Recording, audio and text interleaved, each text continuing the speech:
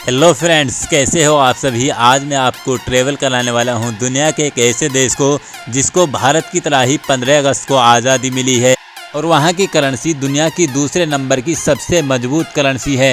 एक ऐसा देश जहां के लोगों का रहन सहन और लाइफ स्टाइल बिल्कुल मॉडल है। वीडियो में आगे बढ़ने से पहले आपसे एक छोटी सी रिक्वेस्ट है, प्लीज़ वीडियो एंड तक देखें और चैनल को सब्सक्राइब कर लें। शुरू करते हैं आज का ये शानदार सफ़र एक छोटी सी मुस्लिम कंट्री बहरीन का। बहरीन देश फारस की खाड़ी में स्थित है और इसका अधिकतर हिस्सा रेगिस्तान है। यहाँ की कुल आबादी 19,35,000 व्यक्ति है, जिसमें से 90% लोग यहाँ के शहरों में निवास करते हैं। बहरीन देश रेगिस्तान में होने के बावजूद भी बहुत ही खूबसूरत देश है। इसमें सबसे अधिक मानव निर्मित आइलैंड हैं और इसी की वजह से यहाँ पर हर साल 1 करोड़ से भी अधिक लोग टूरिस्ट के रूप में घूमने के लिए आते हैं।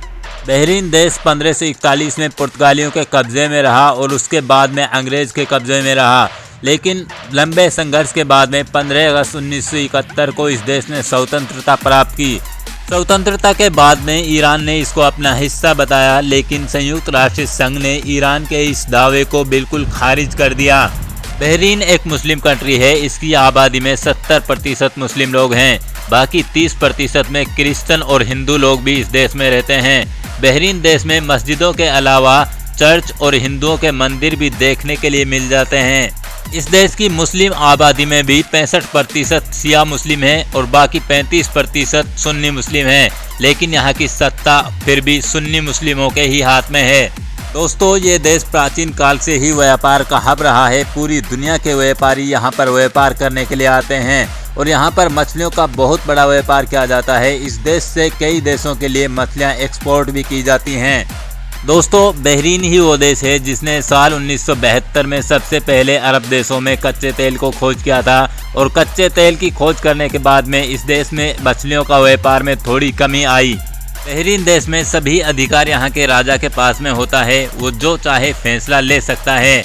इस देश में रोजगार के लिए भारत, पाकिस्तान और अफ्रीकी युवाओं का रुख बहुत ज़्यादा है, क्योंकि यहाँ पर युवाओं के लिए रोजगार भी मिल जाता है और अच्छी खासी अर्निंग भी कर लेते हैं। इस देश में इनकम टैक्स फ्री है, मगर यहाँ के व्यक्तियों को सोशल टैक्स भरना होता है, जिसके बदले में यहाँ की गवर्नमेंट मेडिकल जैसी सुविधाएं यहाँ के नागरिकों के लिए फ्री में प्रोवाइड करती है। दोस्तों, बहरीन एक मुस्लिम कंट्री है, फिर भी यहाँ महिलाओं को वोट डालने का अधिकार है और वो जैसा मर्जी चाहे कपड़े भी पहन सकती हैं। इस देश में अल्कोहल बैन तो नहीं है, मगर पब्लिक प्लेस पर ऐसा करना बिल्कुल मना है। और तो और यहाँ पर पब्लिक प्लेस पर कोई भी कपल किस या हग नहीं कर सकता। और रमज़ान के महीने में यहाँ पर मुस्लिम एम्प्लॉय को सिर्फ 6 घंटे की ड्यूटी करनी होती है। बहरीन देश की लिटरेसी दर भी 91% है और यहाँ की गवर्नमेंट एजुकेशन पर बहुत ध्यान देती है, क्योंकि वो जानते हैं किसी भी तरीक़ा से देश को आगे ले जाने के लिए एजुकेशन बहुत ही ज़रूरी है। बहरीन देश का क्लाइमेट बहुत ही गर्म है और कभी कभी तो गर्मियों में यहाँ का टेम्परेचर 50 डिग्री सेल्सियस से भी ऊपर पहुँच जाता है।